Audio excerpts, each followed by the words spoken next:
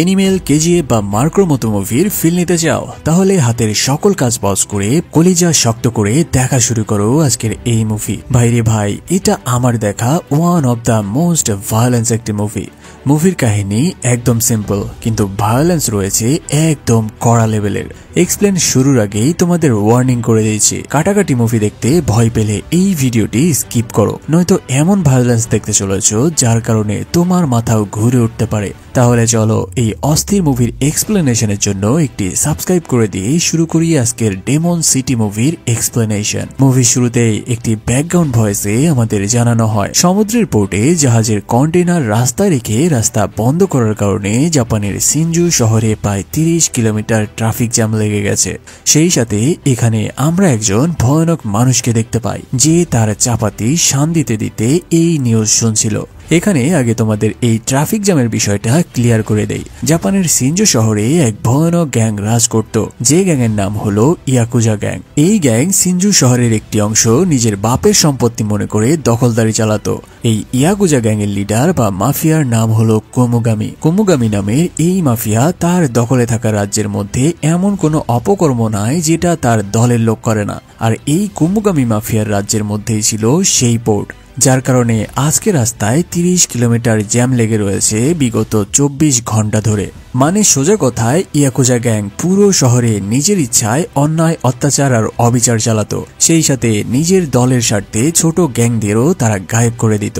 আর এখানে যাকে চাপাতি শান দিতে দেখছো, এই লোকটাও এই ইয়াকুজা গ্যাংয়ের একজন সদস্য। তবে আজকে সে তার চাপাতি শানাচ্ছে তারই দলের এক একজনকে ধরে মাথা নামিয়ে দেওয়ার জন্য, কারণ সে তার নিজের দলের অত্যাচারেই অতিষ্ঠ হয়ে উঠেছে। তার দলের কারণে বহু সাধারণ মানুষ তাদের প্রাণ হারিয়েছে, কারণ যেই এই গ্যাংয়ের বিপক্ষে কথা বলেছে কোমোগামি নামের সেই মাফিয়া তাদের চিরতরে চুপ করিয়ে দিয়েছে। তাই সে সিদ্ধান্ত নিয়েছে আজকে এই গ্যাংয়ের নাম জাপান শহর থেকে চিরতরে মুছে দিবে, আর সে তার পরিবার নিয়ে দূরে কোথাও যেয়ে সাধারণভাবে জীবন শুরু করবে। তাই সে তার চাপাতি শান দিয়ে নিয়ে ফাইনালি বাসা থেকে বের হয়। এদিকে আমরা ইয়াকুজা গ্যাংয়ের লিডার কোমোগামিকে দেখতে পাই, যে তার নিজের বাসায় রাতে ডিনার করতে বসেছিল। সেখানে তারই একজন সিকিউরিটিকে ধরে আনা হয়, আর কোমোগামি তাকে জিজ্ঞেস করে, বল কেন তুই এই কাজ করেছিস। এখানে আমরা জানতে পারি এই সিকিউরিটিও তার লিডারের অন্যায়ের বিরুদ্ধে কথা বলার জন্যই তাকে ধরে আনা হয়েছে। কোমোগামি তার সেই সিকিউরিটির মুখের মধ্যে ব্রেড কাটার নাইফ ঢুকিয়ে দেয় আর এক টানে তার মুখ কেটে ফাঁসিয়ে দেয়। কিন্তু সে তো বুঝতে পারেনি যে তার জন্য কি ভয়ানক বিপদ এগিয়ে আসছে। ডিনার শেষ করতেই কোমোগামির বাসার ছাদের উপরে শুরু হয় তুমুল কাটাকাটি। হ্যাঁ, সাকাতা নামে সেই অ্যাসাসিন ইতিমধ্যেই কোমোগামির বাসায় ঢুকে পড়েছে, আর তার সেই চাপাতি দিয়ে সবাইকে কেটে কুচি কুচি করা শুরু করেছে। এই কাহিনী দেখে কোমোগামির সিকিউরিটিরা তাকে দ্রুত সেফ জায়গায় সরিয়ে নিতে থাকে, কিন্তু সাকাতা এমন কোপানো শুরু করে যে কাউকেই সে না দেখে পাইকারি ভাবে হাত মাথা নামিয়ে দেওয়া শুরু করে। ফলে কোমোগামি তার বাসা থেকে বেরিয়ে যেয়ে গাড়িতে বসে পালিয়ে যাওয়ার জন্য, কিন্তু সে দেখতে পায় তার ড্রাইভারের গলা ইতিমধ্যেই সাকাতা কেটে রেখে দিয়েছে। কোনো উপায় না পেয়ে কোমোগামি আবারও তার সেফ রুমে চলে আসে আর দরজা বন্ধ করে দেয়। এদিকে সাকাতা সবাইকে কুপিয়ে বাসার ভেতরে আসলে তার উপরে আক্রমণ করে বসে কোমোগামির পার্সোনাল বডিগার্ড। সে আগে সাকাতার হাতের চাপাতি ফেলে দেয়, আর এই সুযোগ কাজে লাগিয়ে সাকাতাকে মেরে কাবু করতে থাকে। তাদের এই মারামারির দৃশ্য আরেকজন সিকিউরিটি সোফার পেছনে লুকিয়ে দেখছিল, কারণ সে বুঝে গেছে সাকাতার সামনে পড়া মানে নিশ্চিত মৃত্যু। মার খেতে খেতে সাকাতা বডিগার্ডের হাতের মধ্যে একটি চাকু ঢুকিয়ে দেয়, কিন্তু সেই বডিগার্ড ওই চাকু নিজের হাত থেকে তুলে নেয় আর সাকাতাকে ফেলে দিয়ে সেই চাকু তার চোখের ওপরে চেপে ধরার চেষ্টা করতে থাকে। কিন্তু সাকাতা তার চাপাতি তুলে নেয় আর এক কোপে সেই বডিগার্ডের এক হাত নামিয়ে দেয়। ফাইনালি সাকাতা নিজেকে ছাড়িয়ে নেয় আর সেই বডিগার্ডের কাটা হাত নিজের সাথে নিয়ে সেখান থেকে চলে যায়। সেখানে সাকাতা আরো একজনকে মেরে কোমোগামির বেডরুমের দিকে আগাতে থাকলে কোমোগামি তার রিভলভার দিয়ে সাকাতাকে শুট করে দেয়। কিন্তু এখানে দেখা যায় সাকাতা তার সামনে অন্য একজনকে রেখেছিল, আর ফাইনালি সাকাতা এবার তার দলের লিডার কোমোগামির সামনে এসে দাঁড়ায়। সেখানে সে কোনো কথা না বলেই তার সেই আইকনিক চাপাতি দিয়ে এক কোপে কোমোগামির মাথা নামিয়ে দেয়। ঠিক ওই সময়ে আরেকজন গার্ড সেখানে আসে আর সাকাতার দিকে গান ধরে, কিন্তু তাকেও পেছন থেকে কেউ একজন শুট করে মেরে দেয় আর সাকাতাকে বাঁচিয়ে নেয়। এই লোকের নাম ফুজিতা।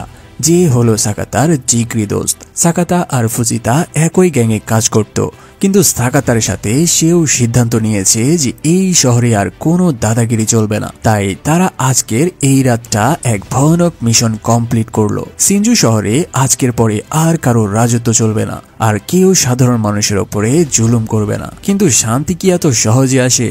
সামনে তোমরা যা দেখতে চলেছ সেটা তোমাদের চিন্তাধারার বাহিরে। মাত্র কয়েক ঘন্টায় একটি শক্তিশালী ও ভয়ানক ইয়াকুজা গ্যাং সাফ করে তারা যখন ফিরে যাচ্ছিল, এখানে আমরা জানতে পারি সাকাতা তার এই অ্যাসাসিন জীবন থেকে অনেক দূরে সরে যেতে চায়, সেই সাথে তার সমস্ত অতীত ভুলে যেতে চায়। কারণ সে তার স্ত্রী ও একমাত্র মেয়েকে কথা দিয়ে এসেছে যে সে তাদের সাথে সুন্দর এক জীবন গড়ে তুলবে। তাই সে তার প্রাণের বন্ধু ফুজিতাকে জানিয়ে দেয় কাল সকালেই এই শহর থেকে সে অনেক দূরে চলে যাবে তার পরিবার নিয়ে। ফাইনালি সে তার বন্ধুকে শেষ বিদায় জানিয়ে দেয়, সেই সাথে তাকে জানায় যদি সম্ভব হয় ফুজিতাও যেন তার এই অতীত থেকে সরে যায়। কিন্তু এখানে দেখা যায় তাদের দুই বন্ধুর ওপরে দূরে থেকে কেউ একজন নজর রাখছিল।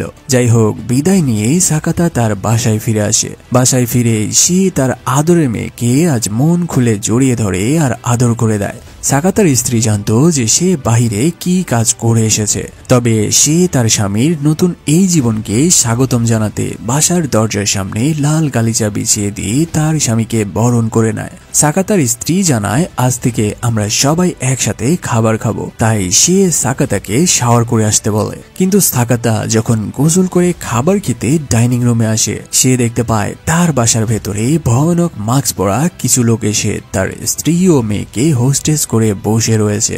সাকাতা বাইরে আসলে তাদের মধ্যে একজন বলে যে এত নিষ্ঠুরভাবে মানুষ কাটতে পারে, তারও যে এত সুন্দর সাজানো একটি পরিবার থাকতে পারে সেটা বিশ্বাস করাই কঠিন। সাকাতা জানায় তোরা যেই হোস আমার পরিবার থেকে দূরে থাক, না হলে তোদেরকেও কেটে ফেলবো।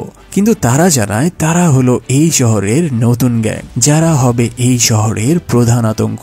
এখন তারা এখানে এসেছে সাকাতাকে মেরে ফেলতে, কারণ তারা কোনো রিস্ক নিতে চায় না। কারণ যে নিজের গ্যাংকে এত হিংস্রভাবে কেটে ফেলতে পারে সে এই গ্যাংয়ের জন্য বিপদের কারণ হতে পারে। এসব বলে তাদের মধ্যে একজন সাকাতার মেয়েকে ধরে, কিন্তু সাকাতা সেই লোকের ওপরে আক্রমণ করে তাকে পায় মেরেই ফেলবে। সাইড থেকে অন্যজন সাকাতার স্ত্রীর সামনে শুট করে বুঝিয়ে দেয় যে তারা চাইলে সাকাতার স্ত্রীকেও মেরে ফেলতে পারে। ফলে নিরুপায় হয়ে সাকাতা নিজেকে ধরা দেয় আর তাদের বলতে থাকে তোদের যত শাস্তি আছে আমাকে দে, কিন্তু আমার পরিবার থেকে দূরে থাক। আমার পরিবারের কিছু হলে কসম তোদের একটা একটা করে ধরে জবাই করব। তাদের মধ্যে একজন সাকাতাকে মারা শুরু করে, কিন্তু অন্যজন হঠাৎ শুট করে দেয় সাকাতার স্ত্রীর মাথায়। সাকাতা দেখতে পায় তার স্ত্রী তারই চোখের সামনে মৃত অবস্থায় পড়ে রয়েছে। মাত্র একটু আগেও যারা হাসি খুশি একটি পরিবার ছিল, মাত্র কয়েক মিনিটের ব্যবধানে সেই পরিবারই এখন নরকে পরিণত হয়েছে। সাকাতা তার মেয়েকে চেঁচিয়ে বলে এখান থেকে পালাও। বাচ্চা মেয়েটা উঠে এক দৌড় দেয়, কিন্তু আরেকজন তার পিঠেও শুট করে দেয়, আর এই ছোট্ট বাচ্চাকেও তারা রেহাই দেয় না। এরপরে তারা সাকাতার মাথায় গান লাগায় আর ফাইনালি সাকাতাকেও শুট করে মেরে দেয়। এরপর তারা সেখান থেকে চলে যায়। এখন প্রশ্ন হলো, শহরের কুখ্যাত ভৈরাদে গ্যাং মানে ইয়াকুজা গ্যাংকে তো সাকাতা কিছুক্ষণ আগেই মেরে দিয়েছে, তাহলে এরা আবার কোন নতুন গ্যাং? আর তারা তো সাকাতাকে মেরে ফেললো। এখন মুভির কাহিনী কোন দিকে মোড় নিবে? চলো সকল প্রশ্নের উত্তর একটা একটা করে জেনে আসি। সেই রাতের ঘটনা নিউজে জানানো হয় যে একজন অ্যাসাসিন তার নিজের পরিবারের স্ত্রী ও মেয়েকে হত্যা করে সে নিজে পালিয়ে গেছে। মানে পুলিশ সেই রাতে সাকাতার বাসায় তার বডি খুঁজে পায়নি। মানে এই পুরো হত্যাকাণ্ডের দায় যে পড়ে সাকাতার ওপরেই। তাহলে সাকাতা এখন কোথায় রয়েছে? এই ঘটনার 12 বছর পরের এক সিনে আমরা সিনজু শহরের 500 কিলোমিটার দূরের এক শহরে সাকাতাকে দেখতে পাই জীবন্ত অবস্থায়। তবে সেই রাতে মাথায় গুলি খেয়ে সে সম্পূর্ণভাবে প্যারালাইজ হয়ে আছে বিগত এই 12 বছর ধরে। আর তাকে সেদিন সেখান থেকে বাঁচিয়ে নিয়ে এসেছিল তার সেই পুরান বন্ধু ফুজিতা। আর গত 12 বছর ধরে সে সাকাতাকে নিজের কাছে লুকিয়ে রেখেছে। অন্যদিকে আমরা সিনজু শহরের মেয়রকে দেখতে পাই, যার নাম সিনোহারা। সে তার এক প্রেস ব্রিফিংয়ে জার্নালিস্টদের জানায় আমি একটি সংগঠন করেছি, সেই সাথে অনেকদিন ধরে আমার এই সংগঠন এই সিনজু শহরে একটি প্যারাডাইস সিটি গড়ে তুলেছে, যার নাম মাহারোবা। এখানে রয়েছে বিলাসবহুল 7 তারকা হোটেল, ক্যাসিনো, বার, নাইট ক্লাব, মানে ধনীদের টাকা উড়ানোর এক মোক্ষম জায়গা বানিয়েছে। আর সে এটাই কৌশলে মার্কেটিং করছিল। কিন্তু তার এই কথার মাঝে একজন জার্নালিস্ট তাকে থামিয়ে দেয় আর তাকে প্রশ্ন করে বসে, গত 12 বছর আগে যখন ইয়াকুজা গ্যাংয়ের রাজত্ব শেষ হয়, ঠিক তার পরের বছরেই আপনি এই শহরের মেয়র নির্বাচিত হন। আর এই 12 বছরে অগণিত মানুষের হত্যা হয়েছে যাদের এখনো খুঁজে পাওয়া যায়নি। সিনোহারা জানায় 12 বছরে কোনো হত্যাকাণ্ড ঘটেনি, যারা মারা গিয়েছিল সবই ছিল অ্যাক্সিডেন্ট। কিন্তু সেই জার্নালিস্ট তার হাতের ডায়েরি দেখিয়ে জানায়, আমার কাছে প্রত্যেকটা লোকের নিখোঁজ হওয়ার সকল তথ্য রয়েছে। এই কাহিনী দেখে সিনোহারা অতি কৌশলে প্রেস ব্রিফিং বন্ধ করে দেয় আর সেখান থেকে চলে যায়। এদিকে সেই রাতে যখন ফুজিতার এক কলিগ সাকাতাকে নিয়ে বাসায় ফিরছিল, হঠাৎ একজন লোক এসে সাকাতার হাতের মধ্যে ছুরি বসিয়ে দেয় আর সাকাতাকে মারা শুরু করে। এই লোক হলো সেই বডিগার্ড যেদিন সাকাতা তার একটি হাত কেটে নিয়েছিল। তবে এত মার খাওয়ার পরও সাকাতার কোনো রিয়েকশন না দেখে সেই লোক বুঝতে পারে যে সাকাতা আসলে প্যারালাইজড, মানে সে বেঁচে থেকেও মরা। তাই সে সাকাতাকে এভাবেই ছেড়ে দিয়ে চলে যায়। অন্যদিকে আমরা প্রেস ব্রিফিং এ ওই জার্নালিস্টকে দেখতে পাই যে মিটিং থেকে বের করে দেওয়ার কারণে সে তার এক সোর্সের কাছ থেকে আরো তথ্য সংগ্রহ করছিল তাদের মেয়র সিনোহারার ব্যাপারে, কারণ তার বিশ্বাস এই খুন খারাপির সাথে অবশ্যই তার হাত রয়েছে।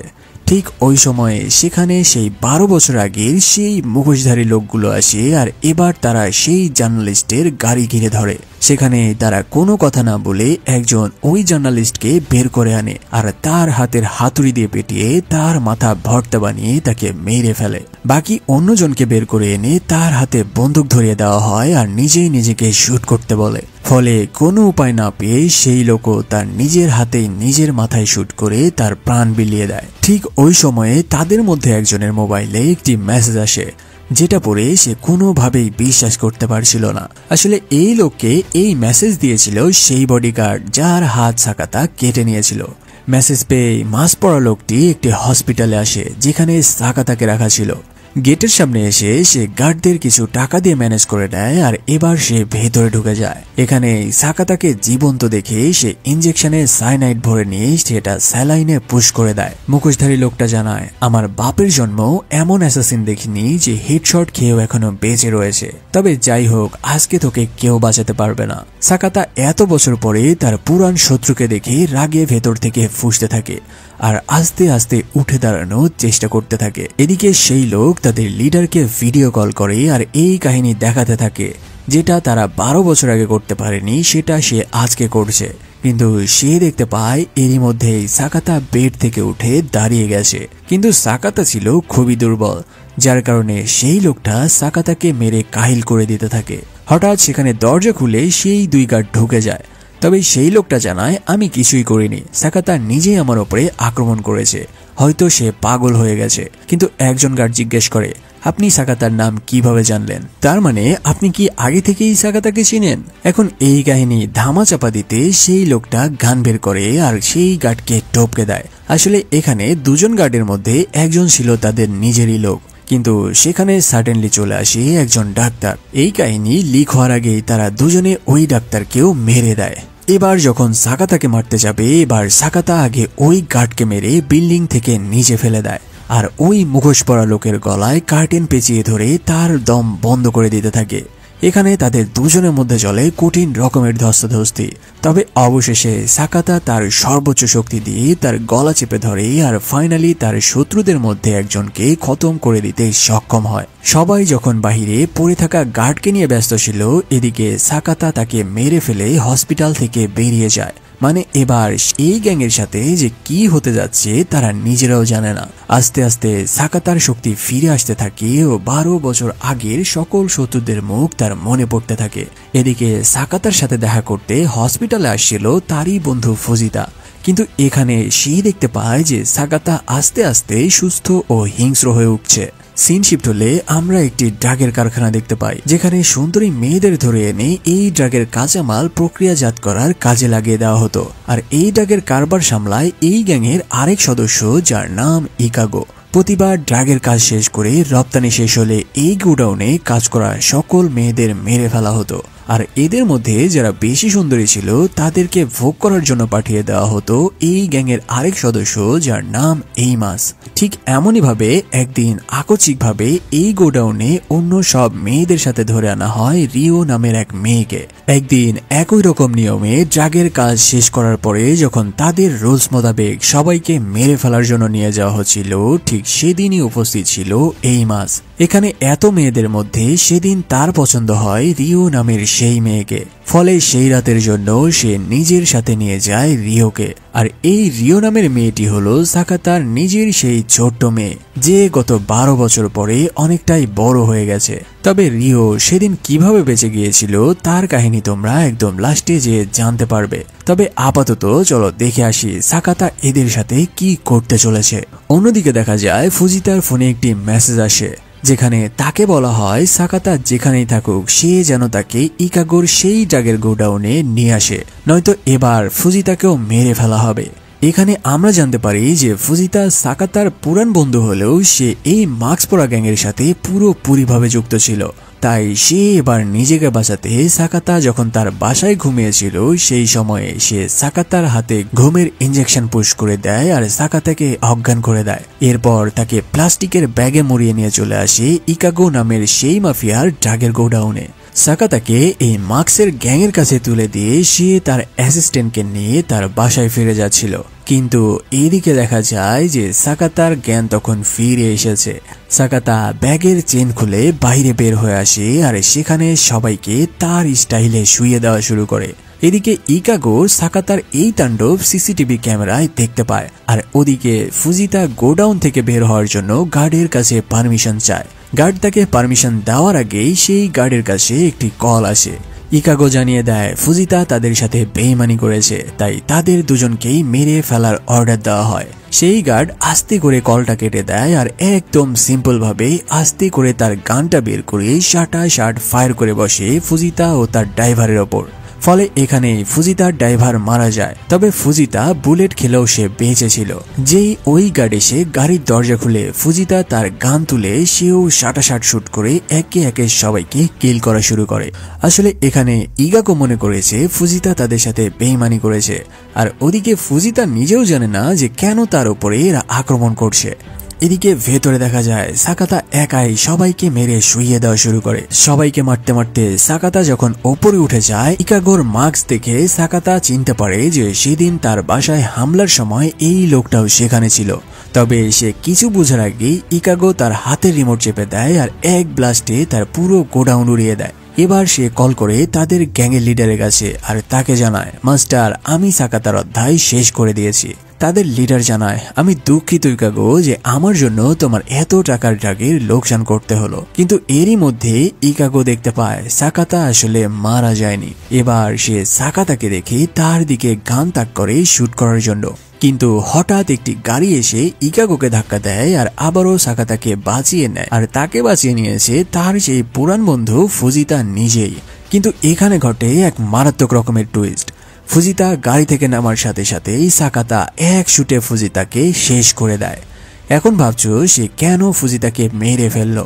আসলে এই ফুজিতা সেদিন এই মার্কস গ্যাংকে সাকাতার বাসার ঠিকানা দিয়েছিল, যেন তারা পুরো পরিবারকে শেষ করে দিতে পারে। এখানে ফুজিতার লাভ ছিল এই কাজের বিনিময়ে সে $5 মিলিয়ন পাবে। তবে সেদিন এই হত্যাকাণ্ডের পরে যখন ফুজিতা সাকাতার বাসায় যায়, তার বন্ধুর এই নির্মম অবস্থা দেখে তার মায়া লাগে। তাই সে সাকাতাকে নিজের সাথে নিয়ে এসেছিল আর সবার কাছ থেকে লুকিয়ে রেখেছিল। আর এই সকল কাহিনী সাকাতা জানতে পারে ফুজিতার ফোনের এক একটা মেসেজ থেকে।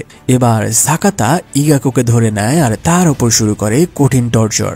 সাকাতা তাকে জিজ্ঞেস করে, বল তোর বসের নাম কি, যে সেদিন আমার মেয়েকে গুলি করেছিল। ঠিক ওই সময়ে ইকাগোর ফোনে কল আসে তাদের লিডারের। এখানে আমরা দেখতে পাই সেদিন যেই লোক সাকাতার বাসায় হত্যাকাণ্ড চালিয়েছিল আর এই গ্যাংয়ের লিডার একই ব্যক্তি, আর সে হচ্ছে এই শহরের মেয়র সিনোহারা। সিনোহারা সাকাতাকে জানায়, আমার সবচেয়ে বড় ভুল ছিল সেদিন তোকে মার্ডার করার পরে ভেরিফাই না করা। তবে তুই যেহেতু বেঁচে আছিস তোকে আমার হাতে মরতে হবে। তার থেকেও বড় কথা, যদি তুই এখন আমার পার্টনার ইকাগোকে ছেড়ে দিস তবে আমি তোর মেয়েকে ফিরিয়ে দেব।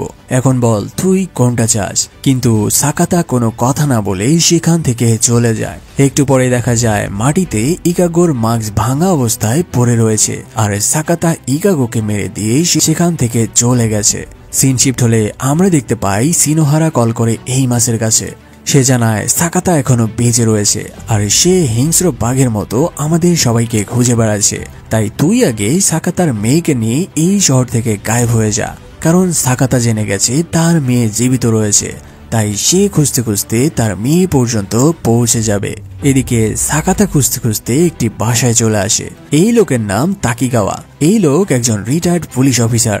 এখানে আমরা জানতে পারি 12 বছর আগে সাকাতার বাসায় সেই হামলার দিনে তাকিগাওয়া সেদিন সাকাতার বাসায় ইনভেস্টিগেশন করতে গিয়েছিল আর সেখানে সে সাকাতার মেয়ে রিওকে পেয়েছিল আর দীর্ঘ 12 বছর ধরে সে নিজের কাছে রিওকে বড় করেছে। তবে কিছু মাস আগে স্কুল থেকে বাসায় ফেরার সময় এই শহরের একটি গ্যাং এর লোকজন রিওকে ধরে নিয়ে যায়। তাকিগাওয়া সবকিছু জানার পরেও সে কিছুই করতে পারেনি, কারণ এই গ্যাং যে চালায় সে হলো তাদের শহরের মেয়র সিনোহারা। যেহেতু তাকিগাওয়া একজন পুলিশ ছিল তাই সে এই গ্যাং সম্পর্কে জোগাড় করা বেশ কিছু তথ্য সাকাতাকে দিয়ে দেয়। সাকাতা এই তথ্য নিয়ে সেই জায়গায় যায় আর সেখানে এক বাসার রুমের মধ্যে তার মেয়ে রিওর ছোটবেলার কিছু ছবি দেখতে পায়। এদিকে রিও সাকাতাকে দেখে ভয় পেয়ে যায় আর সোফার আড়ালে লুকিয়ে পড়ে। অন্যদিকে এই মাস দৌড়ে আসছিল রিওকে সরিয়ে নেওয়ার জন্য। সে তার রুমে এসেই দেখতে পায় সাকাতা ইতিমধ্যেই তারই বেডরুমে দাঁড়িয়ে রয়েছে। সাকাতা এই মাসকে জিজ্ঞেস করে তার মেয়ে রিও কোথায়, কিন্তু এই মাস সাকাতাকে হঠাৎ মারা শুরু করে। কারণ এই মাস তো জানে যে এটাই সাকাতা, কিন্তু সাকাতা জানে না যে এটাই সেই লোক যে তার পুরো পরিবারকে শেষ করে দিয়েছে। মারামারির এক পর্যায়ে এই মাস একটি ওয়ার্ড বলে আর এই ওয়ার্ড শুনেই সাকাতার মনে পড়ে যায় সেই রাতের কথা। সাকাতা বুঝে যায় এটাই সেই মার্কসম্যান যে তার স্ত্রীর উপরে শুট করেছিল। এবার সাকাতা শুরু করে তাকে কঠিন ধলায়, কিন্তু এদিকে রিও তার তীর তুলে নেয় আর তার নিজের বাবাকে চিনতে ভুল করে সে তার বাবার বুকেই তীর চালিয়ে বসে। আর সাকাতা এবার তার ঝাপসা চোখে প্রথমবারের মতো তার মেয়েকে দেখতে পায় দীর্ঘ 12 বছর পরে। সাকাতা জানালা দিয়ে নিচে পড়ে যায় আর এই মাস রিওকে নিয়ে দ্রুত এখান থেকে সরে যায়। এদিকে সাকাতাকে উদ্ধার করে নিয়ে আসে তাকিগাওয়া নামের সেই পুলিশ অফিসার। সে সাকাতার বুক থেকে তীর টেনে বের করে দেয় আর দ্রুত সেখানে মেডিসিন লাগিয়ে দেয়। ঠিক ওই সময়ে তার ফোনে কল করে স্বয়ং তাদের মেয়র ও এই গ্যাংয়ের লিডার সিনোহারা। সিনোহারা সাকাতাকে জানায়, এভাবে আমার পার্টনারদের মেরে নিজেকে বীর প্রমাণ করার কিছুই নাই। তাই যদি নিজেকে বাঁচাতে চাস তবে আয় দেখি তোর কত হিম্মত। এসব শুনে সাকাতা এবার সোজা চলে আসে তার নিজের বাসায়। তার মধ্যে ক্রোধের আগুন দাউ দাউ করে জ্বলছিল। বাসায় এসে সে তার স্টোর রুমে যায় আর সাজানো ওয়েপনের মধ্যে থেকে তার সেই আইকনিক চাপাতি তুলে নেয়। মানে বুঝতেই পারছো এই অ্যাসাসিনদের কপালে কি রয়েছে। অন্যদিকে সিনোহারা তার বিল্ডিং এ প্রায় 1000 খানেক সিকিউরিটি মোতায়েন করে রেখেছে, কিন্তু সাকাতা তার গাড়ি অটো মোডে ছেড়ে দিয়ে সে ঢুকে যায় পেছন দরজা দিয়ে। ভেতরে ঢুকেই সে এক একজনকে কুপিয়ে কেটে ফেলে আর তারই গান নিয়ে বাকি সিকিউরিটিতে শুইয়ে দিতে থাকে। বাইরে এই মুভির লাস্টের 20 মিনিট যেই ফাইটিং সিন দেখানো হয়েছে, বিশ্বাস করো আমার জীবনে এমন ভায়োলেন্স মুভি দেখিনি। সাকাতা সবাইকে তার চাপাতি দিয়ে কেটে কুচি কুচি করে সামনে আগাতে থাকে। আর এই সকল ঘটনা এই মাস তার সিসিটিভি ক্যামেরায় দেখে এবার সে নিজেই প্রস্তুতি নেয় সাকাতার সাথে ফাইনাল খেলার জন্য। এদিকে সাকাতা সবাইকে মারতে মারতে উপরে আসা মাত্রই এই মাস সুযোগ বুঝেই সাকাতার পেটের মধ্যে চাকু ঢুকিয়ে দেয়। কিন্তু সাকাতা আবারও উঠে দাঁড়ায় আর এই মাসকে বলে, আজকে তোকে আমার হাত থেকে কেউ বাঁচাতে পারবে না। এটা বলে সে এই মাসের উপরে ঝাঁপিয়ে পড়ে। এক পর্যায়ে এই মাস আবারও যখন সাকাতার চোখের দিকে চাকু ধরে, এবার সাকাতা সেই চাকু ঘুরিয়ে এই মাসের চোখের মধ্যে ঢুকিয়ে দেয় আর ফাইনালি এক কোপে তাকেও মাটিতে শুইয়ে দেয়। এই মাসকে মেরে সে লিফটে করে চলে আসে মেহরাবা প্যারাডাইসের টপ ফ্লোরে, যেখানে রয়েছে তার জীবনের প্রধান শত্রু সিনোহারা। লিফটের এই এন্ট্রিটা ছিল দেখার মতো। ভেতরে আসতে সাকাতা তার মেয়ে রিওকে দেখতে পায় আর সে তাকে বলতে থাকে, আমি তোমার আসল বাবা। আজ থেকে 12 বছর আগে তুমি হারিয়ে গিয়েছিলে। ঠিক ওই সময়ে সেখানে আরো একজন মার্কসম্যান আসে আর সাকাতার মাথায় তরবারি ধরে। এদিকে সিনোহারা এসে রিওর মাথায় তরবারি ধরে তার মাথা নামিয়ে ফেলার জন্য। এখানে আমরা জানতে পারি সেদিন রিও কিভাবে বেঁচে গিয়েছিল। আসলে সেদিন গুলি রিওর পিঠে নয়, বরং গুলি লেগেছিল তার হাতে থাকা খেলনায়। আর প্রচন্ড ভয়ে সেদিন রিও অজ্ঞান হয়ে মাটিতে পড়ে গিয়েছিল। সিনোহারা এসব জানিয়ে যখন রিওর মাথা নামিয়ে দেওয়ার জন্য তরবারি উঠায়, ঠিক ওই সময়ে তাকিগাওয়া সেখানে চলে আসে আর উরুম ধুরুম ফায়ার করে সবাইকে ছত্রভঙ্গ করে দিতে থাকে। এই সুযোগে সাকাতা তার মেয়ে রিওকে জোরে চেঁচিয়ে বলতে থাকে, এখান থেকে পালাও।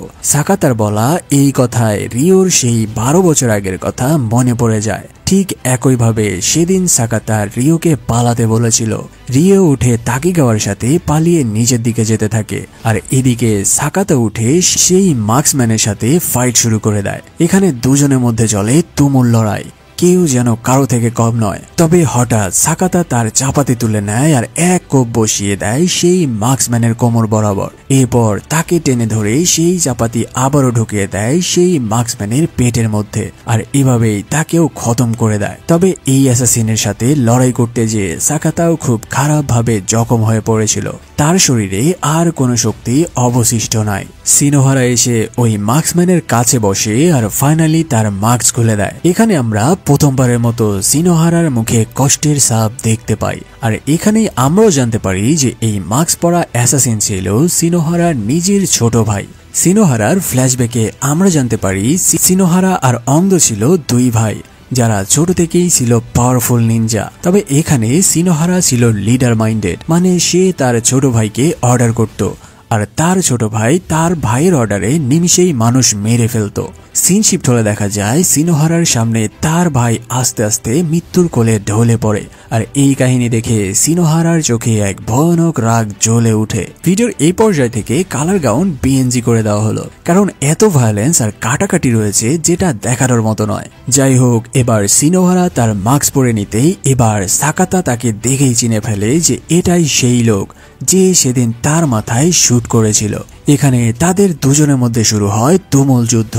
তবে সাকাতা ছিল একেবারেই নাজেহাল, ফলে সিনোহারা তার তরবারি দিয়ে সাকাতাকে কুপিয়ে কাটা শুরু করে। কিন্তু সাকাতা আবারও উঠে দাঁড়ায় আর তার চাপাতি তুলে নিয়ে সিনোহারার দিকে এগিয়ে যেতে থাকে। কিন্তু সিনোহারা ঘুরে উঠে উল্টা সাকাতাকে ধরে ফেলে আর তার তরবারি দিয়ে এক কোপে সাকাতার এক হাত নামিয়ে দেয়।